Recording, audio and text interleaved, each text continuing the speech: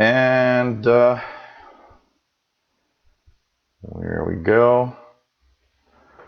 Pretty much ready here. Let's push it a little bit. And here we are live. Hey everyone. So let's just do this. Okay. Hey everybody. Welcome to the live show. This is Tech Show number 69, and we are March 21st, 2017. Welcome everybody aboard. In this show, we answer questions from viewers. It is every Tuesdays, 3 p.m. Eastern and 1900 hours Universal Time. And if you are wondering why I have this voice and I look a little tired, it's simply because I've been having, actually I had two parties in a row. One for Sunday, for my birthday. And yesterday was a special party at a place that I go to where they have staff party, and I'm kind of part of the staff because I'm a tech guy. And I often do tech stuff over there, so I was invited there at a private party. And didn't drink too much, but I did go to bed like at 3 in the morning. So 2 days in a row, it's kind of rough for a 48-year-old guy. So thank you, by the way, for everybody that sent me birthday wishes and cards and everything. So it's nice to have everybody here. So, okay. Now, what else do we have? The structure of this show is generally in the following manner. I start by answering the questions from the email, and we got quite a few emails this week. And after that, we go into the chat room, and if there's something later in the show, we will, of course, check out if we can answer any questions. Okay. Of course, our show is, has a little part where donations very important. A lot of, equipment, a lot of things that I buy, are thanks to donations. Like I always say, to everyone, I would maybe not be here doing these shows if I didn't have some donations, because lately, YouTube monetization is not what it's been in the past. So, it's a good way to help me out. And all you have to do is, send me, you can be a patron, be one of my boss if you want, at patreon.com/radio and computers, and pledge any amount, and it's automatically deducted at the end of the month. And of course, there's a PayPal donation at the Yahoo email that you see here that you can, of course, use also. I want to thank everybody that already has donated. And if I've helped you in any way, basically, you can do a little something. It's not the amount that counts. It's the fact that if many people give a small amount, at a certain point, it amounts to something interesting. And thank you for everybody that has donated. And yes, Paul the cat has now arrived to say hello to everybody. So hello there, Paul. Okay, we'll start with questions from the email. And hello everybody in the chat room showing up right now. Thank you for being here. Okay, here's what's going to happen. That's orange juice, by the way. For those that wonder what I have in my glass, it's fresh squeezed orange juice. Okay, Facebook questions. One from, let me just go back to the emails here. Okay, there's one from Jacqueline McBride. We also have another one from Joseph T that have similar questions, Facebook basically. Okay, here's the thing. First of all, where I am logged in, not always the same place, and I don't move and I don't go anywhere. And that's a puzzling question for a lot of people. And you know what? It all has to do with how the computer at some point really can pinpoint where you are, and sometimes that is a little off. So it will tell you sometimes you're logged in at a certain place. For example, here when I log into my Facebook account, because I do log in with my smartphone, and that the smartphone, the way the location in the smartphone is actually showing up and doing its thing, sometimes it's going to tell me, oh, you've logged in from, a place that's completely out of where I am. But, it's not that necessarily anyone is using your account, and that a lot of people get scared and they say, yeah, but, that looks like somebody's using my account or something. And it's not, it's just that it is sometimes way off, and I don't think it's a problem. Look at what operating system and what, because often it's going to tell you what operating system or what, how it was logged in, and you'll notice that it's always the same devices, even though it's not the same place. And if you want to make sure that nothing ever happens with Facebook, what I will recommend is, why not activate two-factor authentication? By activating two-factor authentication, well, pretty much fixes the problem. You can't really, get past the two-factor authentication. So, that's a way to stay safe. Ways to recover a Facebook account that you've lost. You know what? If you're locked out of a Facebook account for some reason, and sometimes it's, for some people it happened that they're pirated. There's this this interesting side that a lot of people think, Facebook is getting hacked all the time. The thing is Facebook itself is not to blame. Most of the hacks are due to poor management of passwords for everybody.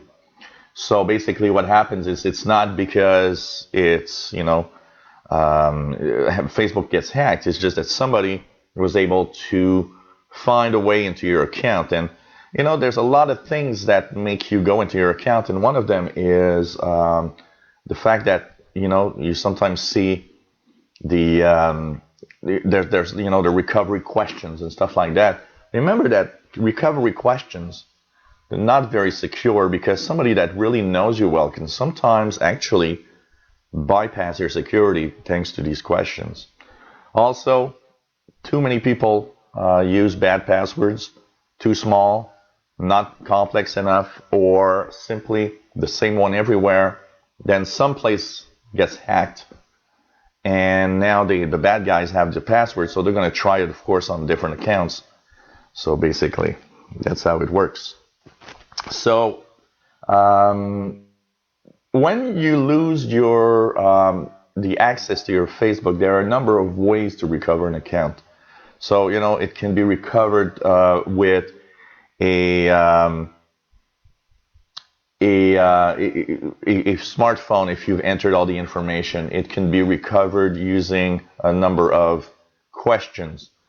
But sometimes you can lose access to an account, and I have a friend of mine that it happened. The bad guys took control of the account, changed the password, and the way that it was actually done, he couldn't get back. The only thing that he could do was simply, flag the account to Facebook and say, okay, that account has been hacked. It's not me. Problem is, if you don't have all the questions correctly, sometimes it's impossible to recover an account. And the only thing that you'll be able to do if that does happen is, maybe do another. That's what he had to do. He created a new account. The only way he was able to go back was to create a new one. But there are a certain number of ways on the Facebook page where you can actually interact with Facebook. And if you've lost access to an account, contact Facebook. They will actually have questions.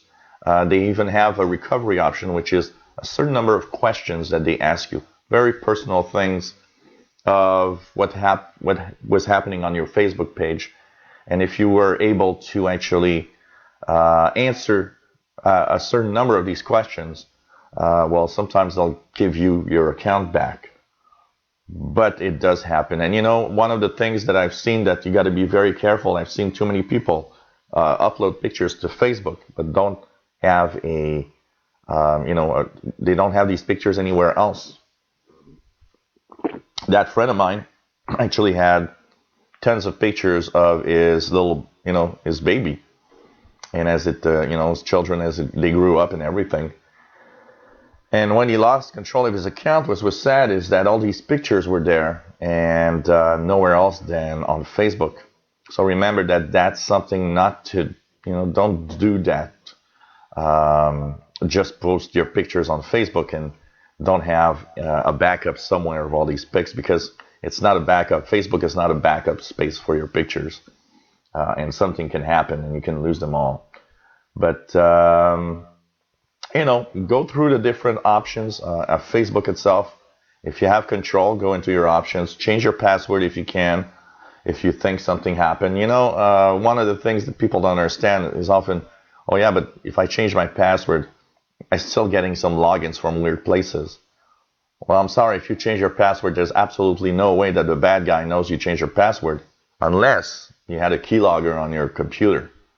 And but for the most part, don't go too crazy with the where I am logged in on Facebook. It's not super accurate most of the time.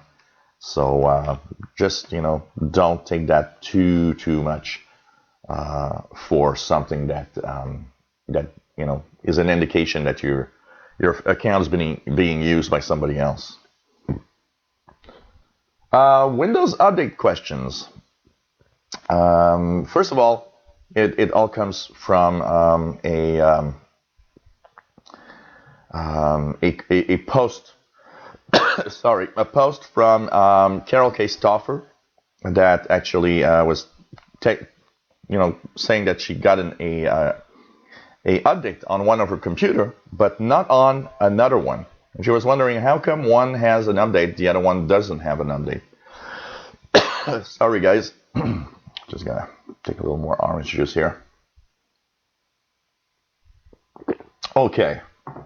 So, why do I get updates on a PC and not on another? Well, there are updates that are very specific to a certain software you got installed, or a certain update. All PCs are not exactly the same. We don't receive the same updates necessarily because, just an example, everybody was looking at my, when I posted a Patch Tuesday update, a lot of people said, hey, you've got that update for .NET Framework, and I didn't get it. Well, no, because it wasn't pushed back then. I received it on, the day before or 2 days before, because I installed a piece of software that installed the .NET Framework on my Windows 10 machine.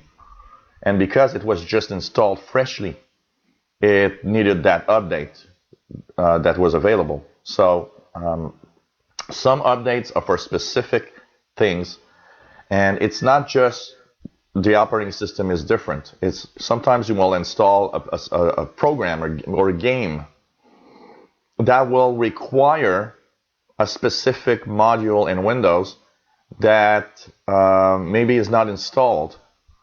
And when you get that module, if you install that software only on one PC and you've got 2 or 3 different PCs lying around, well, you might have an update on that PC, but not show up on the others because the others don't have that module, that .NET Framework, or that special little thing that this game or this software needed to have it working. So that's why they're not always exactly the same. I have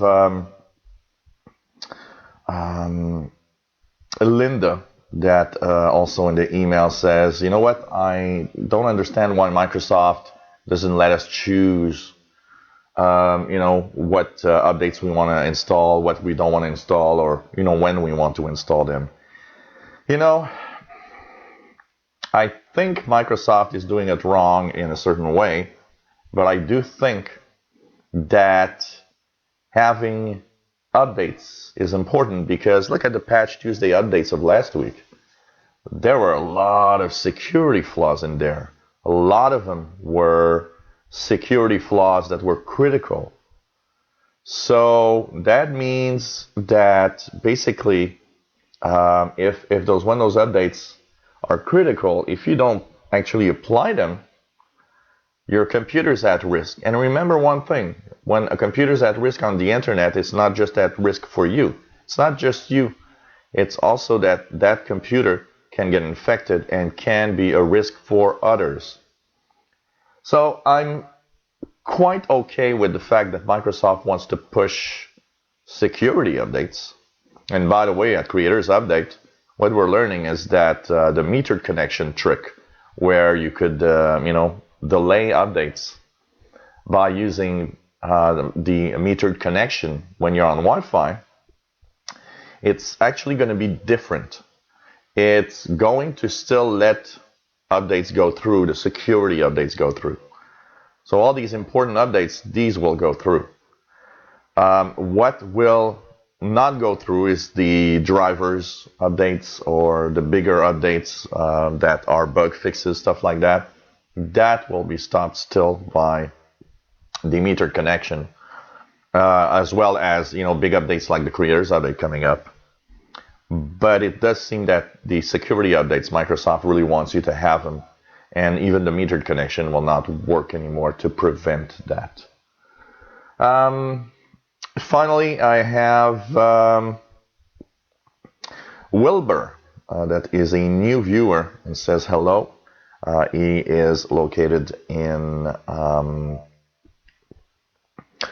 France, and he says that he is wondering why his Windows 7 computer has not been receiving updates for the last 6 months. And his question is, were there updates for Windows 7 in the last 6 months, or did they stop doing updates? They did not stop doing updates. Windows 7 will continue receiving updates monthly for the Patch Tuesday until 2020, when it will be officially retired. So you have a problem with your Windows Update. And what I would check out is there is a Microsoft Fix-It tool that actually can fix your Windows Update problems. You should run that tool maybe and check it out, because it's not normal that you aren't receiving any updates at all. So check it out. There are some updates, that's for sure. And the Microsoft Fix-It tool, well, there's a good chance it will fix your update problems. One of the regular things, it's not a big one, but it's quite regular as a tech guy that I go to places to fix issues with Windows Update, because they're just not doing any updates. And it happens very often that one of the reasons, the major reasons why Windows 7 or any Windows version doesn't do updates is because it does not, it has a stuck one. There's an update that's stuck inside the machine, or the database of the Windows Update is corrupted. These are pretty much all things that the Fix-It tool. So if you Google Windows 7, Windows Update, Fix-It tool, Windows 7, you will go to the Microsoft page and you'll see that there's a little button to download a tool to fix the Windows updates. There's a good chance it's going to fix it. I'd say the Fix-It tool probably fixes at least 80-85% of Windows Update problems. So check it out, because there are updates, and you should have updates, monthly updates. By not having updates for the past 6 months, you're kind of at risk a little bit on the internet. Other Windows 7 questions here that come from Frederick, and also that come from Alfred. Questions: will we get an update to Internet Explorer 11? So basically, if you get if there will not be any updates to Internet Explorer 11. Okay, that's the last browser for Windows Update for Windows 7.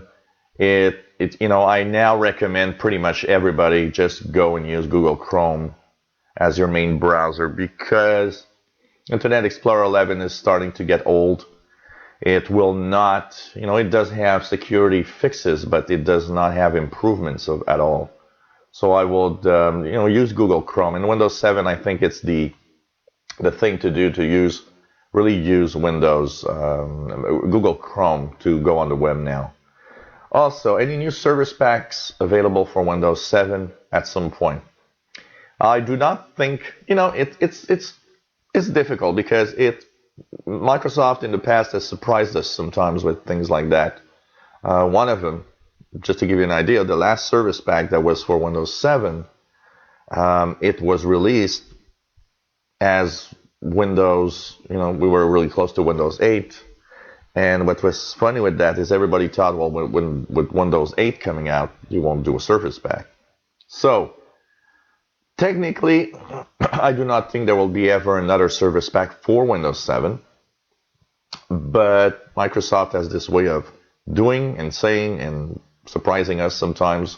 And you're just like, oh, really? You're really doing that? But, we're 3 years away from the retirement of Windows 7, so I don't think they're working very hard in improving Windows 7 at all. They're just, doing bug fixes and that's it. And finally, you heard that Microsoft would do a Microsoft Edge browser for Windows 7. Don't believe that. There will never be an Edge browser for Windows 7. That is pretty sure that it will never happen. I don't think that will ever be the case. And they don't want you to. They want you to move on to Windows 10, pretty much. Okay, random questions, and these will fall into a category where Stephen Mail has actually sent me many different little observations and everything.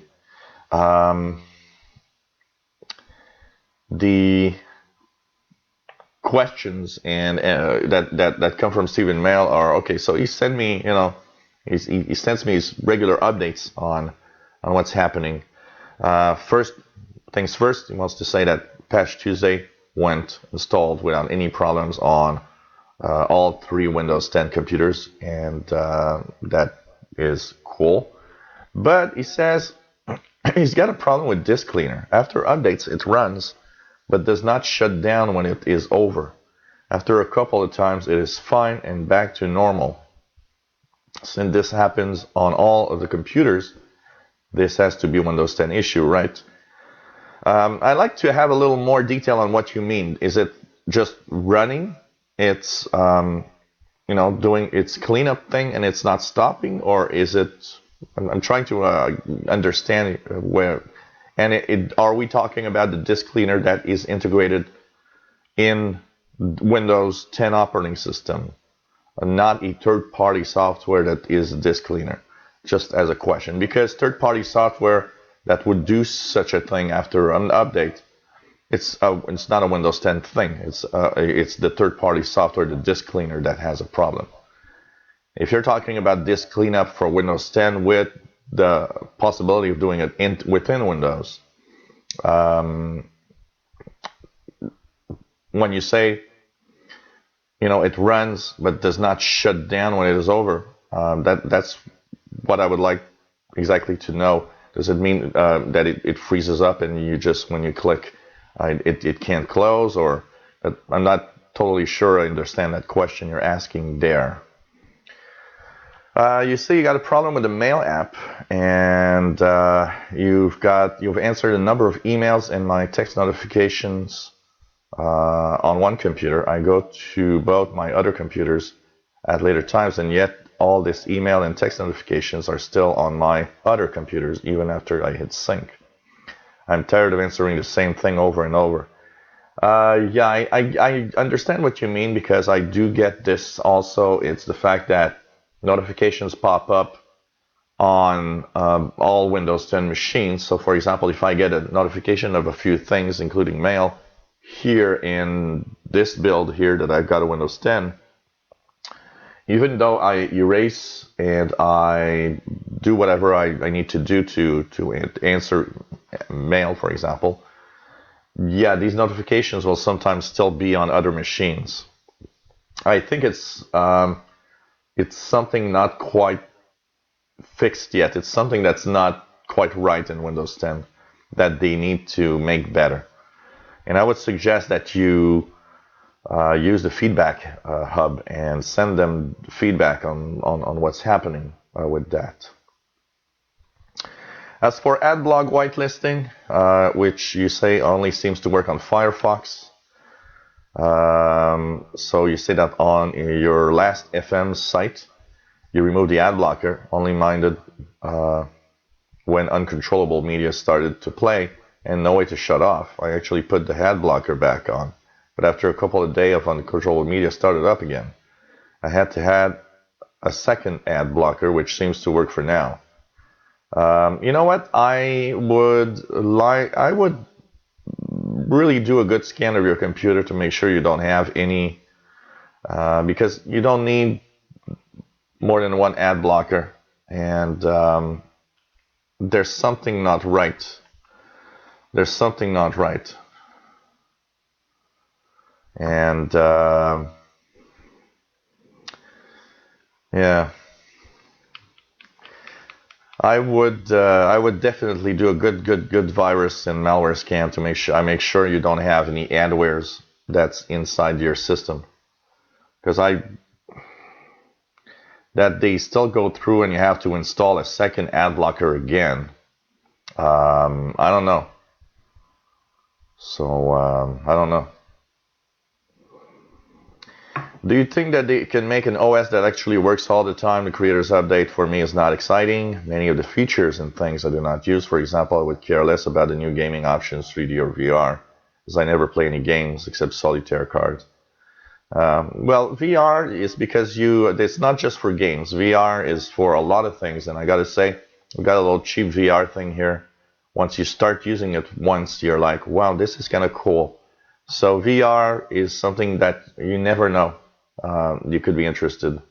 As for 3D and all of that, or the gaming options, you're not a gamer, so obviously these are options that are not. But it is a general. We have to remember it's a very general operating system. It needs to be there to do things that everybody can have access to. So yeah, maybe gaming is not interesting for you for now because that's features that are added for gamers. But as they do new versions, they add and they change stuff. So there are at some point some stuff you'll be interested in. It's just that they can't. I don't think that on any update they can please everybody by putting stuff that everybody likes. They focus on different directions and try to make Windows 10 do as many things as possible. As for it's very difficult to answer the question that can they make an OS that actually works all the time. I have zero problems. So for me, Windows 10 actually works very well. And I have zero problems on all of my machines. And I've got 2 Insider machines and 3 Windows 10 machines. And really have no problems at all. So basically, you do have a little more problems than I'm used to seeing from most people. And there are things, that's why I would just love to see the full environment of your PC, exactly, what it has installed. You experiment a lot on your PCs, and one thing that Windows is that can happen in Windows if when you install third-party software or all sorts of little things, some bugs can show up that are not Windows problems, but third-party software making changes to Windows that make it problematic in the long run. But it's there's an interesting Paul Thurrott on his Thurrott.com website has a very interesting rant. He's discussing the fact that Windows 10, one of the big issues Um, One of the big issues right now is the fact that when we get a big update like Creators Update, um, Windows is a huge, such a huge pack of code, and inside that code, there's tons of legacy stuff to keep it compatible all the time with past software and past things, and it, it is take on this is that the way Microsoft is working right now with doing big updates like creators updates and anniversary updates, and then there's going to be one in October, November, is maybe not feasible. They want to do it, but it's not feasible on an operating system like Windows because it's just too much of a complex beast, and there's always interactions that were not really, they couldn't see coming, and that happened. And it is an interesting take because it is true that Windows 10 is, it's not upgrading. Windows 10 is far from, upgrading your, I just got Android 7 on my Galaxy S7 yesterday, and moving to a new operating system on a device like this is way different than moving on a operating system like Windows, because the company that makes your phone, so Samsung in my case, tested it and tweaked it to make sure that it actually works well when it actually goes to the phones. On Windows, it's millions and millions and millions of configurations, different configurations. And I got to say that it really makes it extremely difficult to upgrade the code. And, unfortunately, every time there's going to be a major update, like Creators Update, there will always be a small percentage of people that will be stuck with problems. And that is because of the way that Windows is made. A lot of people say, well, why can't they do it right? It's because there's no other operating system around that is as complex as Windows. Mac is an idea. Mac OS or OS 10. It works only on specific hardware that Apple already knows. So it's easier to update. It's much easier to update, and still they mess up, and still there are some issues. So imagine on Windows, which has so many configuration possibilities. There's nobody makes an operating system that is actually complex to the point where it has to, not only work with a gazillion different configurations, but also, has compatibility with older stuff, and it's quite unique, and it's a big part of why it's complex and difficult with Windows 10 is really the question of having retained so much old technology. There's files in Windows 10 that are from the Windows 95 era. There are some DLLs and there are some files, I can tell you, in the code in Windows 10 that are coming from Windows 95. They just have never been changed since then. So because of that, it's extremely, Windows would need to have a version that is completely rewritten, and that would do something that people don't want, lose compatibility with the past. And that would probably make it better. And even then, it once again has to install itself on a gazillion different configurations around the world. Very, very difficult to go through and have a zero problem upgrade when there's something happening. Some issues are, of course, a little. You look at them and you're like, well, that's kind of dumb. One of them that I can't, that I find inexcusable when Anniversary Update broke what is the most popular webcam around the world, the Logitech C920. which is the one I'm using to do the live shows. Now, mine didn't break because I was not using the Logitech control software. And that's where it happened, is that the Logitech control software. And they issued a fix at some point and it came back to normal. But that's inexcusable because if you break one of the most popular devices around the world, something went wrong somewhere when you were testing your software. That's not normal. I mean, there must be insiders that use the Logitech C920 that should have seen that it was broken at some point. So there are things like that that you're wondering, but there are problems that will arise from upgrades to Windows that, unfortunately, it's the way Windows is built that makes it do that.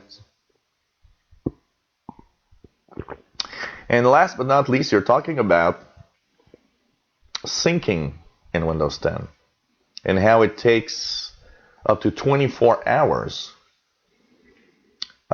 before things are being synced everywhere. And you say, well, I can't believe that it takes so much time, because you look at how Google Chrome syncs stuff and all of that, and you don't understand it.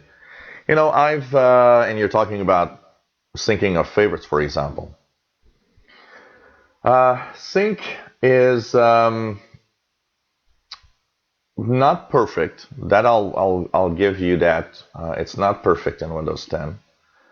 Yet, when I change stuff or I do stuff, I got to say one thing: sync is. It won't take, for me, it's not going to be a 24-hour thing. It's going to be, well, maybe sometimes it's going to take, an hour before everything's synced together. But I never have really issues that change much more than that. One thing in Creators Update is that sync is much better. And it's actually much, much improved, not only because it syncs better, but it's much improved in the way that it actually interacts with all your machines. So, you do something here, the other machine is going to tell you, you want to pick up where you were left off before you were doing that. It will often tell me here, if I go on the other inside the machine, it's going to tell me here when I turn it on, you were on YouTube when you left the other machine. Do you want to go to the place you were on YouTube on the other machine? So, there's a much improved sync in Creators Update. I think they're tweaking that to have it work better. Also, what do you have? So you say that you downloaded 15058 on your laptop with no watermark, and then you changed to slowing right away, so not to have any other updates, and just to have the slowing. It says it took quite a while when it first came up. It was very sluggish.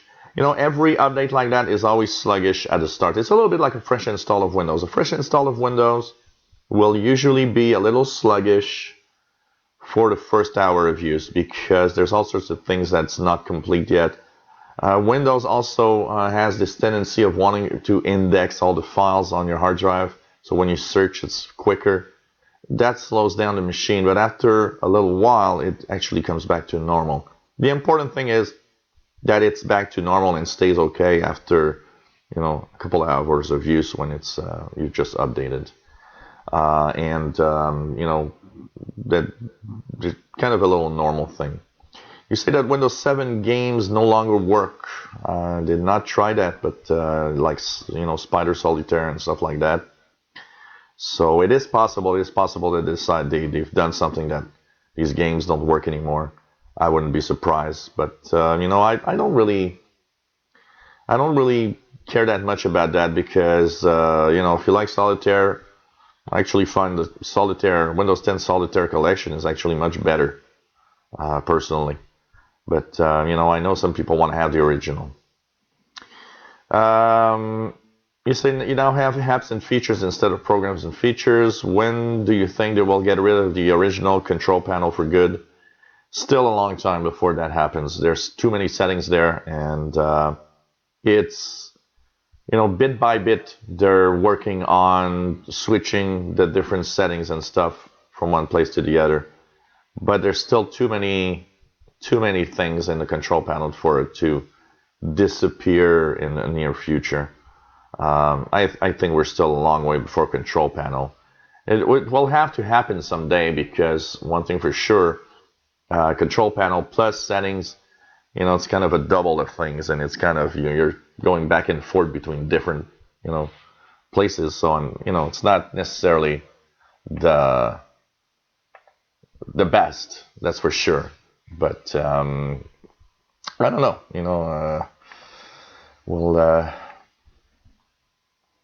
we'll see at some point. But more and more slowly they're bringing the settings, and someday they will get there probably. Question: why did I not receive the latest Insider build 15061? I have only used this OS for a short time, but at times both Start menu and Action Center tend to freeze for a moment. Yeah, that is an issue for 15058, I believe, that you downloaded. I had it on this machine do that. Not on my Pro machine. That's interesting. But it is fixed. Now, technically, if you're on the slow ring, every slow ring build should go to you. But I do not believe they have done any other slow ring builds since 15058. So in the slow ring, you are not going to get any others for now. Because you did say you changed it to slow ring. And if you did change it to fast ring, by the way, remember that it can take up to 48 hours before you get a build. It's the way that it's done. So you say that you're waiting for the final version of the laptop. I had to force the other time. I do like being able to put multiple tasks together in one folder. And I do know this is an Insider build. Hopefully, even me, it goes well. At least it's not a Chromebook. Bad experience with a Chromebook. So thanks for your input, Steve. Always nice to have all of that. And it's just incredible. I'm always looking at how many problems you've got that are just weird, just incredible. Okay, let's continue on here with questions. Computer fans and hardware, and this is going to answer some questions. Basically, computer fans and hardware. So Viper, the Bookman, or Tommy, aka Tommy, has a few questions. So he sent me, is a CPU-based machine and everything. And some of the questions that pop out to him is how accurate, or how to get accurate reading of the CPU and motherboard temperatures. You just cannot, because these are there's the temperature that is read when they take temperature measurements of CPUs and motherboards are off because of the sensors themselves, not because the software doesn't interpret the information. So whatever software you use, we know that CPU and motherboard temps are often way out of what's the reality. Now, you were talking about, you sent me the link to what the computer looks like and everything. And the thing is, ventilation has to do with fans. Make sure, now you tell me that, you haven't really never cleaned up the PC and anything. That could be something, with compressed air, making sure the fans are not clogged with dust or anything. If somebody smokes in your home, that's another thing. Smoker PCs are always worse off in the ventilation, because the cigarette smoke does like a gooey, kind of a gooey brown paste that really, gets stuck everywhere in the PC. So getting a nice cleanup would be good. And as you were talking about, your computer sometimes really overeats a lot. you got an AMD machine, and one of the things you got to know is that AMD is always hotter than Intel for most usage, and that it's, you've had it for a few years now. It might be a good idea to make sure that there's no dust anywhere, and make a good idea to you say that you have a resourceful friend that's a kind of a good tech guy. Maybe reapply thermal paste. That of course would be that could be a good idea. It's really really something to check out. After a few years, especially when it gets very high temperatures, the thermal paste tends to change to some kind of hard, almost cement-like. And that, of course, creates much more heating. So that's, something that you gotta be careful. So you can just be careful, and have maybe your friend tech guy take a look if he knows what he's doing, and don't put too much thermal paste. It's putting too much is like not enough. It will not help you. Okay. Welcome everybody. Hello there, the chat room. By the way, nice to have everybody here. I've got a few questions that did arrive through email while we were going on this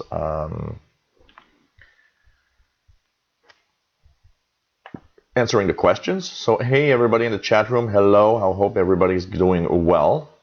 We have Pratik Sig, Hoho Carl, or Chokar, sorry. Madi Al Khalifa, nice to have you here. David Walker, Larry Hilfritz, Alex Tuttle, Cycler 39, Josh K. We have Forney Jr., we have Miss Lady Catherine, Esadev, Bobby Burgess, Pug Madness. If I miss anybody, say hello. I will be happy. Shervin Abdullah, hello there. Nice to have you here. Jean CR, hey, nice to have you here. So pretty cool. I see a few questions here in the chat. What causes Edge browser to freeze and hang on certain websites such as Facebook and YouTube? I have no freezes at all on Edge, and if you do have freezes, one of the things that I noticed that freezes Edge a little bit, maybe sometimes it's temporary freeze, is the ads. Some of the ads do tend to have Edge kind of just wait a second and then continue on. But if you've got some really browser freezes that you have to shut down because it's just freezed up, I don't know, so it might be something you've got installed on your PC. Make sure that, if you've got ad blockers or any extensions are notorious at making a browser go berserk. Be careful not to install too many extensions. I always run without extensions. I can tell you that. As for, you've got two problems here that you're talking. You're saying that Edge browser freezes and hangs certain websites, Larry. What causes a computer freeze up when accessing the recycle folder? You know what? I have an impression that your hard drive is always working too much. Oh, Josh K, I forgot to say hello to you, by the way. It could be you have corrupted files on your hard drive also. I would do a scan disk. Make sure that everything's all right. In the task manager, look at the hard drive section. When you right click on the taskbar at the bottom of Windows, you can select task manager. Check if your hard drive is not actually at max speed all the time. That really slows down a PC, because while it's accessing the hard drive, it doesn't do anything.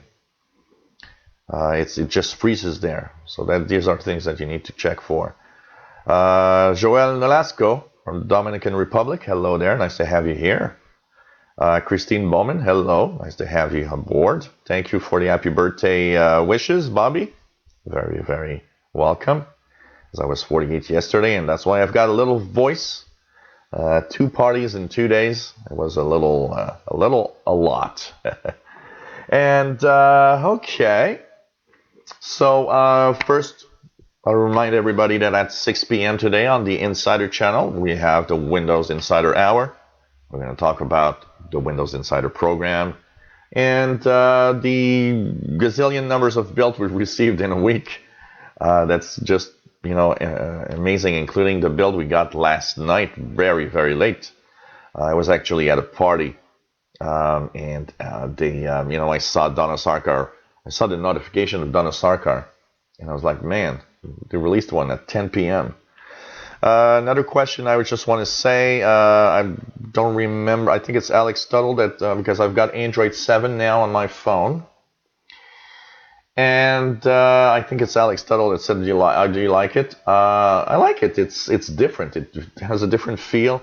I haven't gone through everything yet, but on my Android channel, I'll be talking about some of the features, and I'll be posting a few videos. And maybe giving a little bit of a review of Android 7. But for now, you know what? I like it. It's kind of nice. It does have a few glitches that I've noticed. For example, it's always telling me that my calendar can't push notifications. Go into settings. I go into settings. It's on. And every 10 minutes it tells me, oh, well, but your calendar can't push into settings. Can't do push notifications. Go into settings. It's like, okay, there's a glitch there. But apart from that, really enjoying. I find it kind of cool. Also like a lot some of the new cool ways of going through the camera. So if you want to change the camera, you now just slide from one side to the other, and you have different settings. And if you actually go downwards, you actually change from the front facing camera to the back, and vice versa. And I really like that. So really enjoy. I do find it really cool, and I'm playing with that, and it's refreshing. It feels, it's like a new Windows. It's fun to have the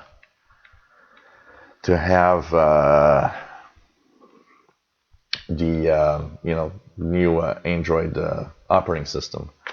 Yes, Jean. Fido, well, actually, Rogers pushed it, and since Fido is part of Rogers, I checked yesterday when they said, okay, we're pushing it, and yep, it was there. So pretty cool. Hey, Cool AM Radio, shortwave. Hello there, nice to have you on board as usual. And do Samsung have a new UI? Yeah, they've tweaked the UI. They've tweaked the UI a lot. But thing is, I would have to turn off, because I use Hero Launcher from Microsoft as my main launcher. So I don't see the full UI that Samsung wants me to have. But yes, there are some design changes. Even the icons, all the icons have changed. And it's interesting. I do like it. Yes, I did receive that Cool AM. Thanks. It's really nice, really nice. And I'm gonna try to send her voiceovers. I need to send you the voiceovers. I'm really sorry. It's like I'm going crazy, and I am going to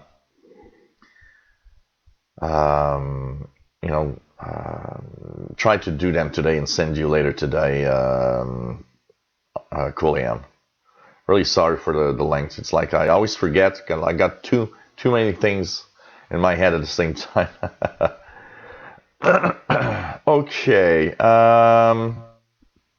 Albert Zappa says he was stationed in Dominican Republic in 1965. Beautiful country. Wow, cool. Oh man, it's like I'm crazy. Cool AM. Totally crazy. Show Carl says, I have a question. How do I recover a file deleted from the recycle bin? You will need to use a recovery software for that. And if it's been many days or many weeks since it happened, chances of getting it back are almost zero, because chances is that some files will have overwritten the file that was in the recycle bin. But what you could do is get Recuva, R-E-C-U-V-A, Recuva, which is actually made by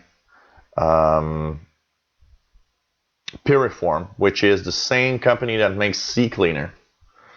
And Recuva, you let it scan, and it's going to actually tell you everything that you've deleted that it can see on your hard drive. It will tell you if it's recoverable or not. It's a free piece of software. It's pretty much your best chance. And so you can try that. And don't wait, because the longer you wait, the less chances you have of really getting your files back.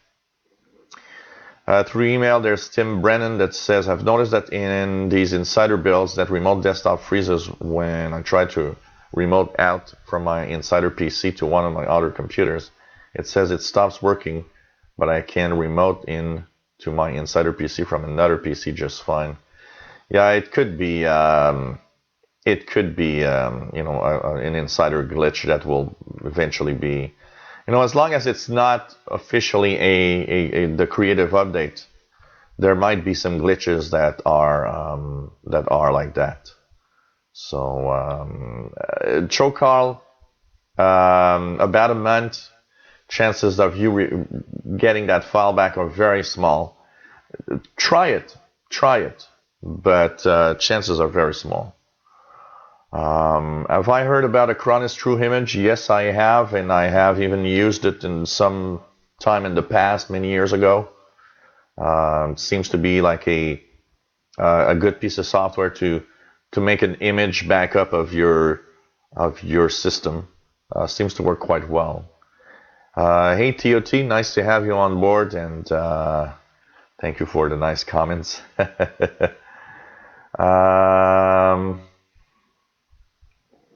What's the best way to clean an old Nokia Windows phone if I was to get rid of it?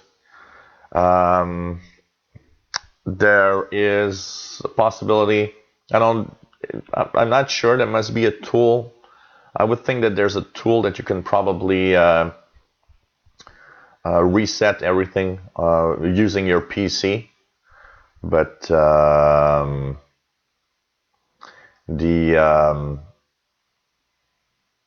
that's the only thing I would think of, to completely wipe clean an old Nokia Windows phone. There's probably a tool that you might have. Search for a tool, a Windows, some kind of a Windows tool that's probably available for that Nokia model that you have. Hey there, Albert Zappa. Nice to have you here. Says I try clean install when I get where it says custom install of Windows. I used to be able to delete partitions, but now it leaves me with about 3 partitions and won't delete or install Windows. That's all in the way that you're doing it. Okay? If you can't remove the partitions, it's because the way you're doing it, it's not letting you do it. So it means you're not. Are you doing it from the booting from the USB thumb drive? Because if you're doing it from within Windows, then it will not let you do that, because you are in the Windows environment still, and it will not let you play with the partitions when it's there. You have to be completely out of it. So you have to really do it through the partition when you're booting from the USB thumb drive or a DVD to do it. So is that what you're doing, Albert? You're booting from a thumb drive or something? Because from within Windows, it will never let you change partitions. Larry says, can a computer even not run right after virus is removed by antivirus software? Yes, it happens very often, by the way. So So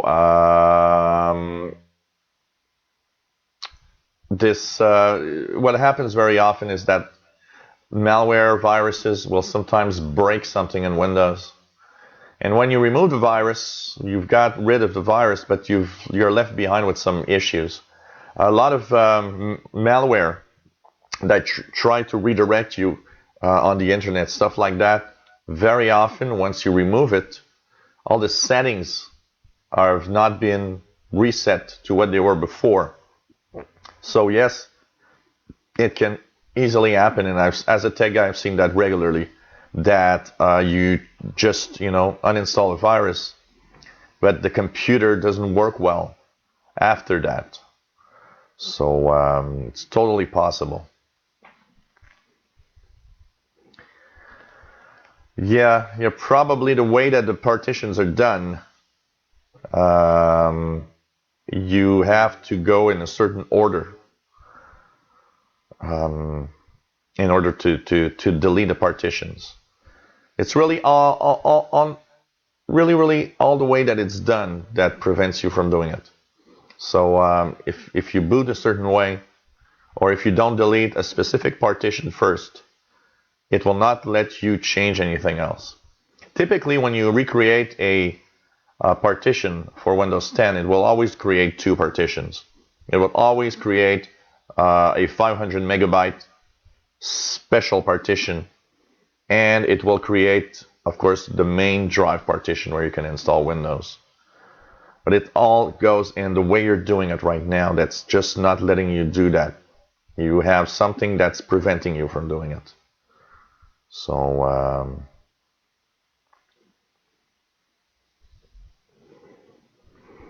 when it's reasonable to get quad-core CPU, it's better if it reduces the pressure on CPU and reduce heat. You know what the biggest problem with anything that's quad-core or more is that, unfortunately, a lot of the software and a lot of the things that we do are just not programmed to use many cores. And what happens is that you're stuck with using software that just uses one or two cores, and the other ones are not used. So you have to, in order for that to work, you have to know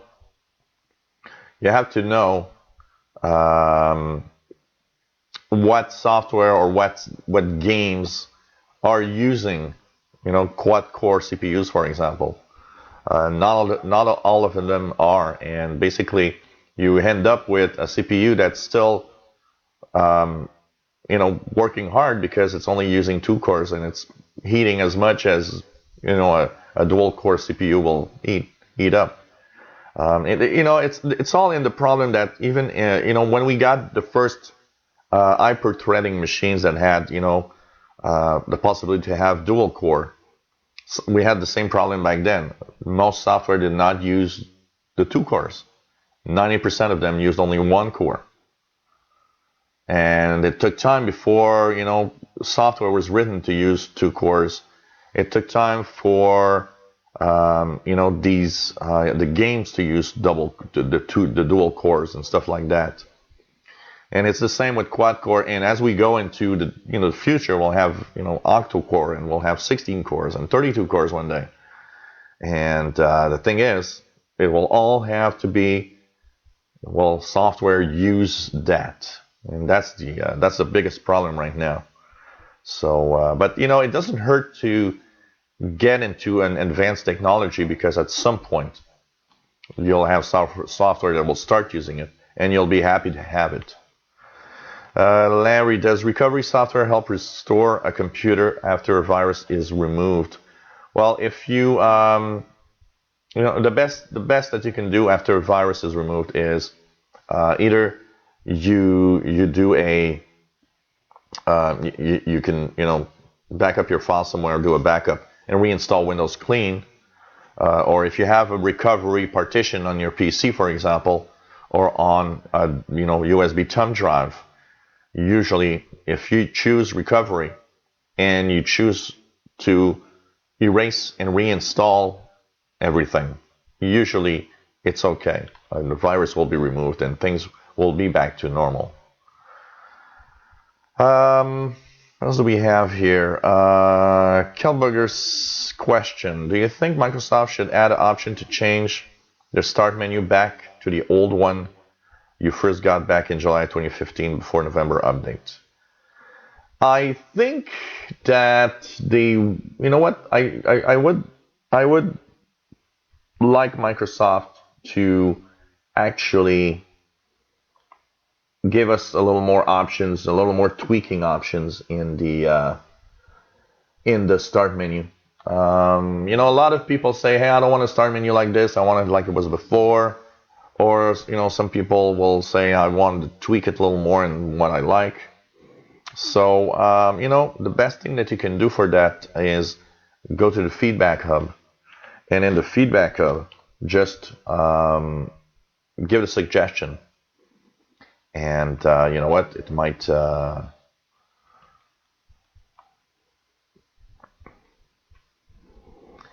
it will generally work.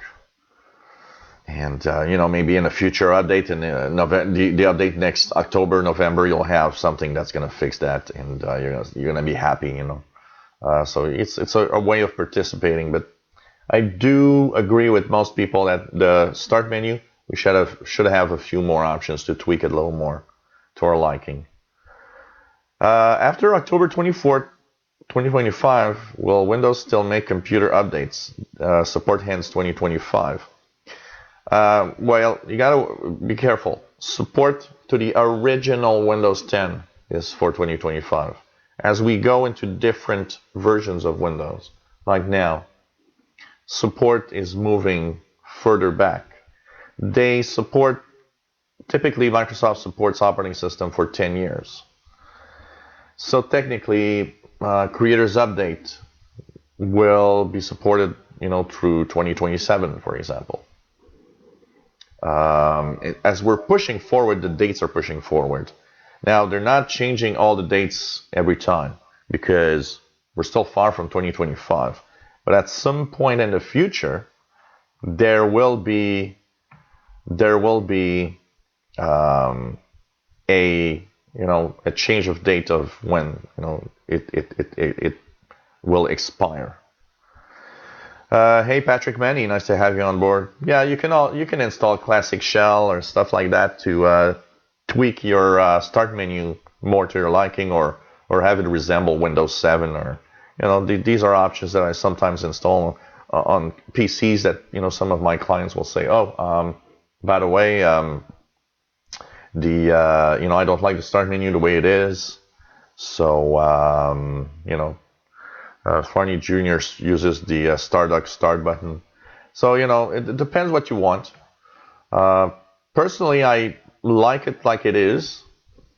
Okay, but I do agree that there should be a little more options to tweak it.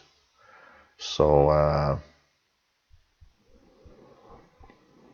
I think, Albert, you know what? We are so close to getting Creators Update that if you're about to do a clean install, I would wait till we get the ISO, the Creators Update, and really start from there. So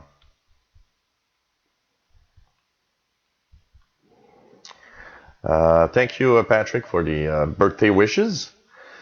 Alex Tuttle, Classic Shell, it will be cool if it has Windows 10. I don't quite understand exactly what you say, but the Classic Shell does work in Windows 10. It has many different options of tweaking the start menu. It's the only thing about Classic Shell or Starduck software. Very often when we get a new version, for example, we're getting into where the Creators Update, very often it breaks. It breaks, and you have to reinstall it. No problem, Alex. Yeah, yesterday, Kuliam, I was 48 years old yesterday. That's why I got a little tired voice. 2 parties in a row. It's getting a little tough on the old guy. You are watching the live tech show number 69. We are Tuesday, March 21st, 2017. And got questions. Right now we're in the chat room. There's some nice people asking questions. And you can also, during the week, send me questions at helpwithyourcomputers@gmail.com, which is a nice little place where you can actually send any questions. And I will, of course, answer them during the next show. And hope you guys enjoy our show. What else do we have here? Got a nice little something I didn't know about. Tim Robinson, and I'm gonna probably make a video of that because I think it's a really nice place. Tim Robinson had sent me a little email saying, "Hey, I found something that might be of interest," because I often get questions of people saying, "Hey, I would like to close or shut down my Facebook account or my Twitter account or my Gmail account," and one of the things that's not always easy is the fact that a lot of these services make it really complex for you to shut down your accounts. One that is amazingly difficult is Yahoo. They make it almost impossible to do it. So there's an interesting website called AccountKiller.com. AccountKiller.com, when you go down, it has a list of all the different websites. And you have a little button below it. So for example, here if I look at MySpace, well, there's a little square called MySpace. And when you click at the bottom of that square, it says delete MySpace account. Follow the instructions, and you should easily, delete an account using that.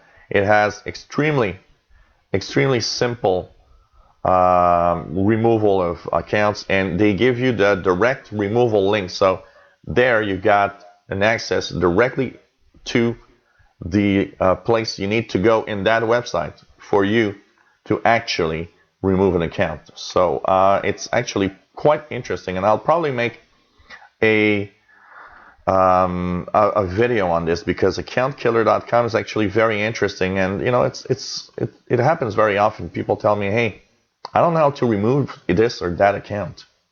So it's really cool to have that little thing in an easy way to basically just remove everything. And talking about Tim, hello there, Tim. Hope you're well also. No problems at all. I was just talking about your link you sent me, Account Killer. Sorry, Shervin Abdullah, do you use Linux? I have one PC here that has Linux Mint on it right now. And what I like with Linux is to change the versions and look at the different distros. So right now it's Linux Mint. A few months back I had Elementary OS that I kind of found interesting. Of course, going through the different versions, including Ubuntu and all of that is fun. But regularly. Larry, what updates to Windows 10 will be in summer, fall of 2017? We're getting creators update. Some rumors say April 11th, so that could be possible. So this is one big, very, very big, update. And there's a second big update coming up in October or November of this year. Redstone 3 update that will probably have its own name at some point. So, like I always say, Windows 10 is a kind of a work in progress. It's not a static operating system that stays like that all the time. And there we are. We're updating regularly with these big updates. We had anniversary update last year. We're getting creators update now. Next step, October or November, next big update of Windows 10 that will add new features, including a lot of features that missed the boat. A lot of features that are not included right now that were supposed to be included, but they're not included because they didn't have time to complete, including the My People stuff that will integrate a lot more all your contacts and the people around you with your global Windows usage, and of course a lot of other stuff that will be added with time. So we're getting a second update later this year to Windows 10. Thank you, Tim, and that's why I got a little voice, and just so funny because when Donna Sarkar yesterday announced the build 15063 around 10 p.m. Eastern. Of course, I was at the party, and I came back home around 2 a.m. and basically I decided to do the videos to say that, hey, there was a new build for those that didn't know. So just funny. And anyways, it's just I don't think I've ever posted a video at like 3 a.m. in the morning. Patrick Manny, will there ever be an OS 11 for Mac? No, because I think that's why they're going through. They're trying to remove. For a long time they had the OS 10.4, 5, 6, 7, and so on. That's why they're calling it just Mac OS now. They're not. They're trying not to.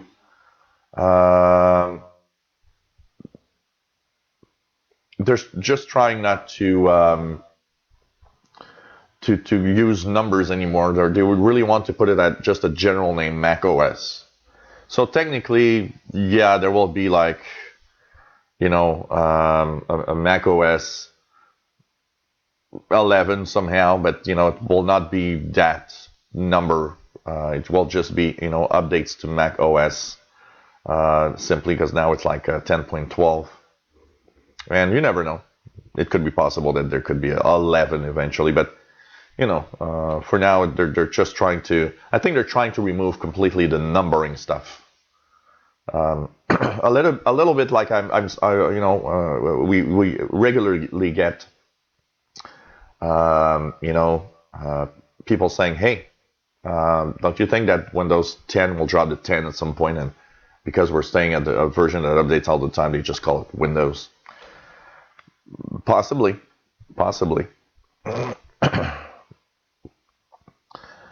So, Larry, will there be a Windows 11 or 12? It's not in the plans of Microsoft at all right now.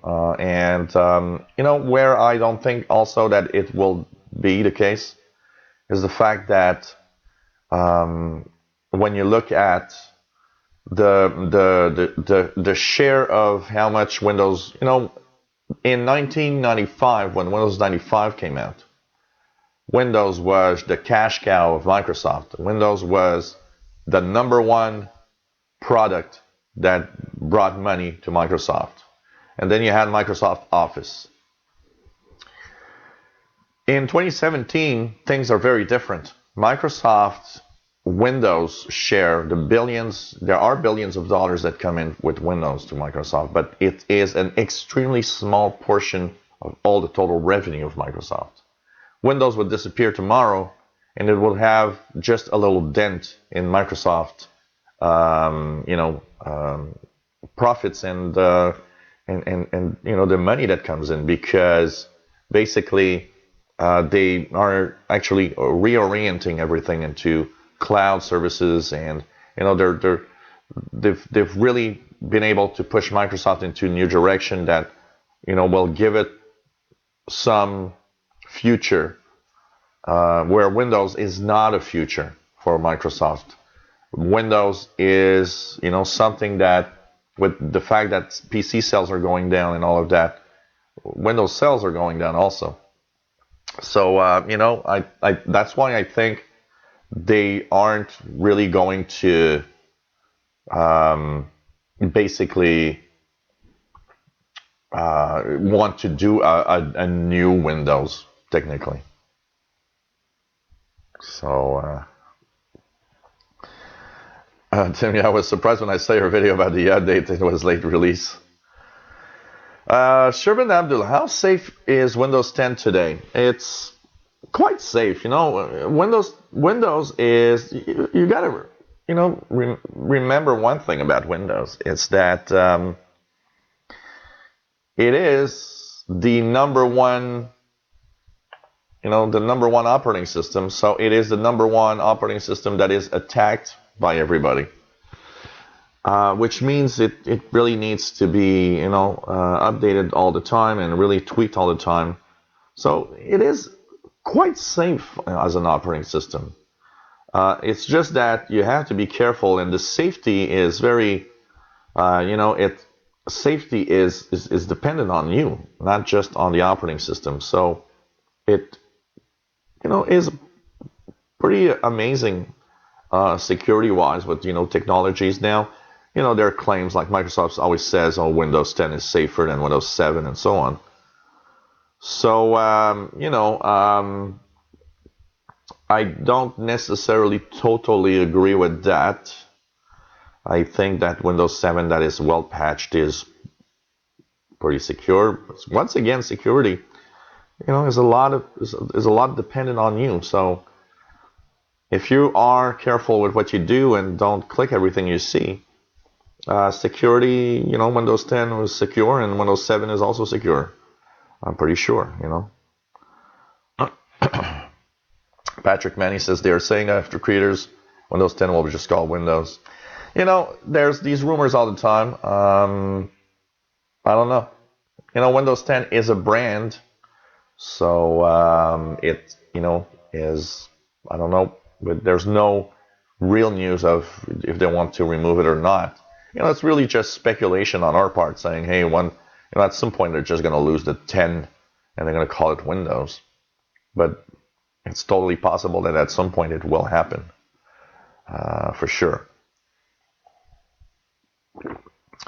Larry says, in the next decade of this century, will it be more updated versions of Windows 10?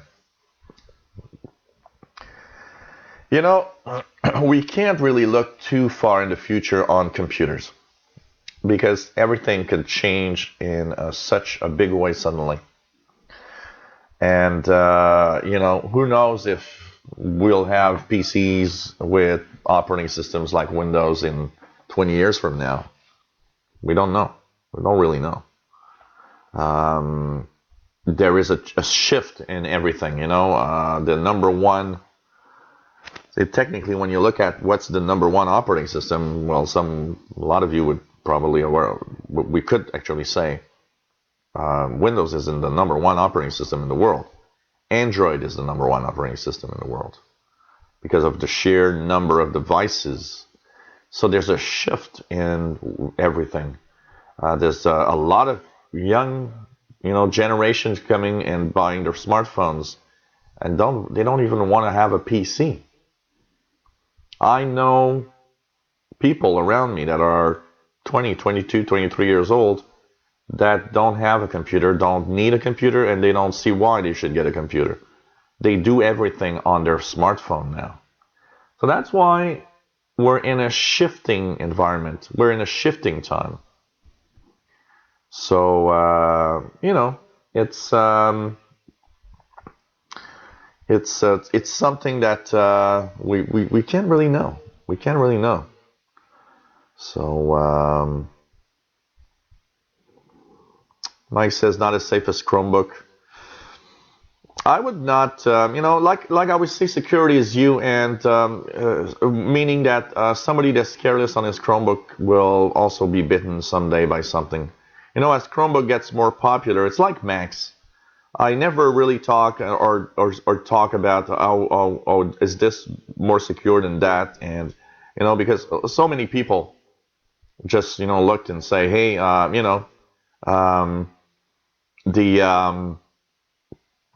the Mac computers are so secure, and look at all the attacks recently. I've talked in my news bulletin, and there's a lot more malware and viruses suddenly for Macs.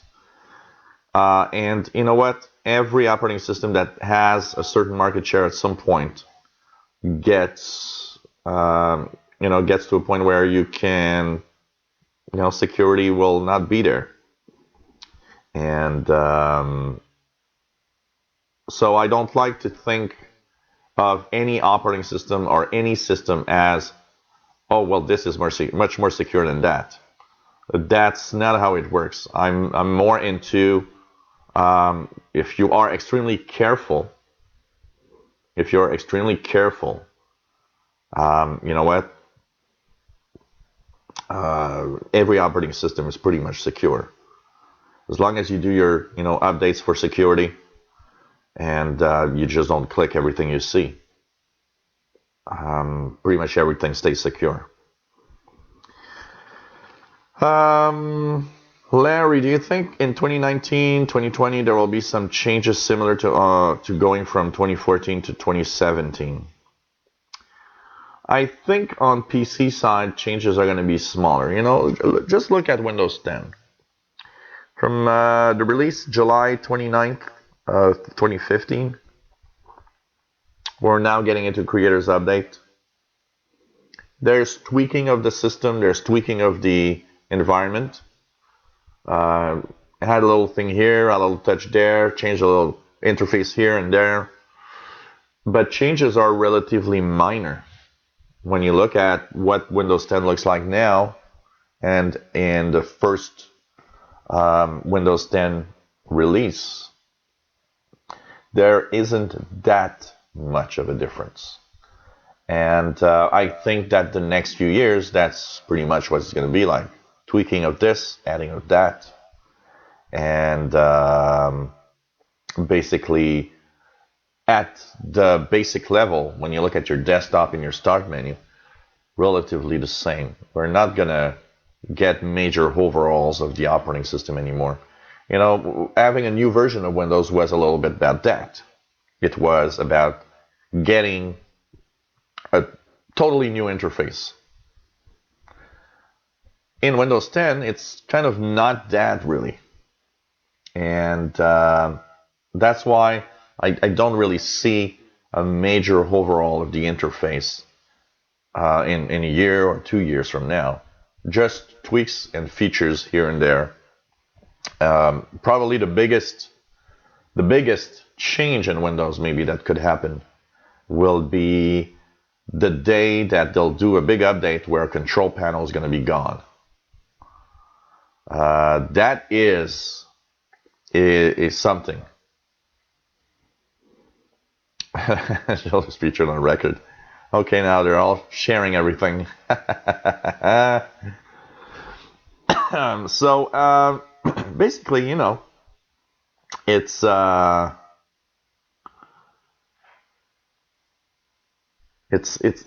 interesting. Cool, Alex Tuttle. Please do. I will check it out as we get into the Insider Hour a little later. So, of course, everybody on my Insider channel, and an hour and a half's time, 6 p.m. Eastern Time, 2200 hours Universal Windows Insider Hour coming up.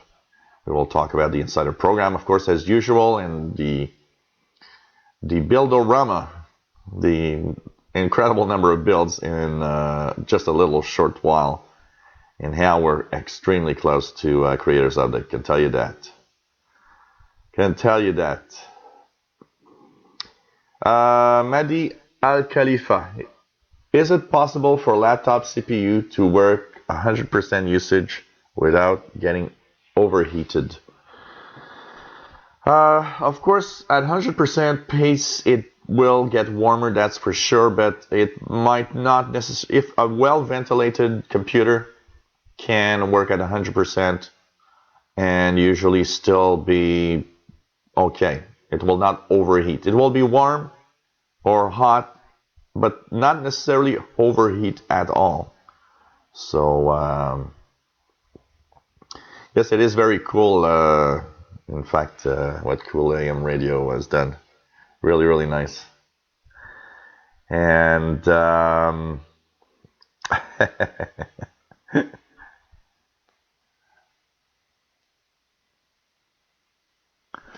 so I will no questions on email. We've been on for an hour and a half. I will take a little break. I need to quickly go to the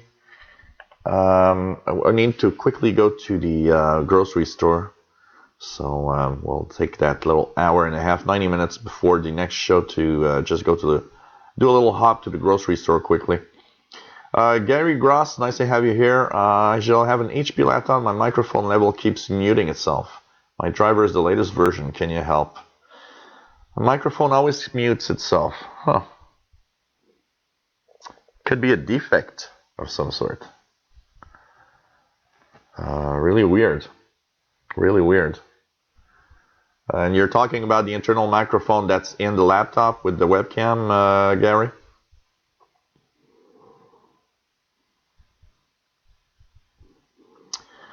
Larry, what causes motherboards to go bad? Well, you know, the number one enemy of any computer is heat.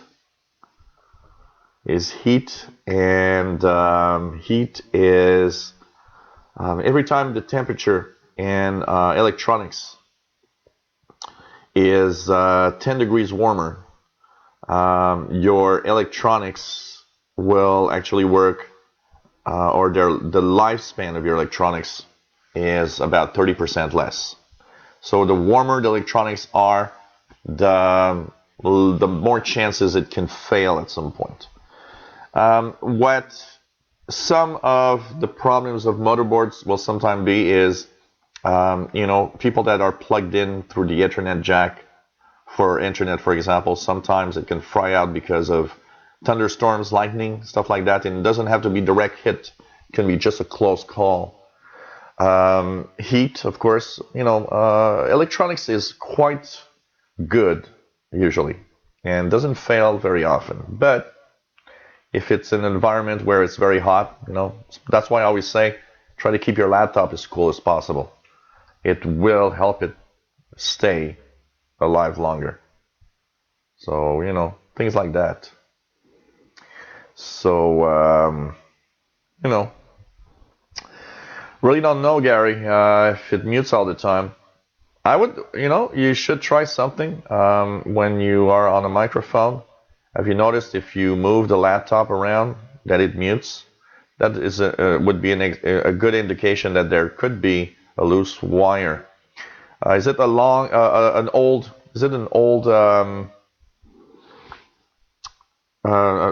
laptop, or it's fairly recent? Because when you close the lid, remember that when a laptop has wires going through one of the hinges into the screen from the bottom. So when we close and open the lid all the time, it can, after a certain time, have problems with one of the wires going bad. I have that, for example, in one of my oldest laptop that I got here. When I use it, when I play a little bit with the lid, it actually, the webcam connects and disconnects. And so I understand that there probably is a weakness in the little wires going through the hinge at the bottom that separates both, you know, parts of the laptop. Maybe the best thing you could do, Gary, at this point, probably get some kind of external microphone, or you know, a USB mic or something. So yeah, well, Miss Lady Catherine was here a little earlier, Tim. I don't know if she's still there, but we haven't seen Grapple Pros today. I wanted to tell her how happy I was to have gone to Android 7 on my phone. So, hey, take care, everybody. We're back in an hour and 25 minutes on the Windows Insider channel. I'll just put that in the chat room for those that don't know where that is. That's where we will be in an hour and 25 minutes time. So hope you enjoy, and we'll talk about builds, Windows 10, and stuff like that. So take care, everybody. It was nice to have you on board. Don't forget, you can send your questions to the week at helpwithyourcomputers@gmail.com.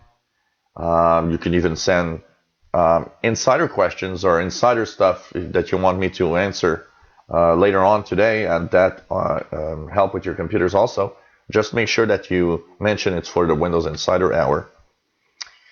And take care all. It was nice to have you on board. I'm going to do a little quick hop to the grocery store, and I'll be back in less than 90 minutes for the Windows Insider Hour. We're here every Tuesdays, 3 p.m. Eastern, 1900 hours UTC. Take care, everybody. See you later for those that we will see later. For the others, we have From the Couch on this channel. That is a look at the last week's gaming and tech news with my nephew, Gabriel. That's coming Thursday at 4 p.m. Eastern, 2000 hours UTC. Take care, everybody. Yeah, I'm not sure I'm going to take beer. I was drinking 2 days in a row. I'm not sure I'm going to get a beer. We'll see. I'll go to the grocery store and I'll see what I will do once I'm there. So see you later, everyone. And thank you for participating to this show. And take care, everybody. And for those that are not here this week for the rest of the week, see you next week. Bye-bye.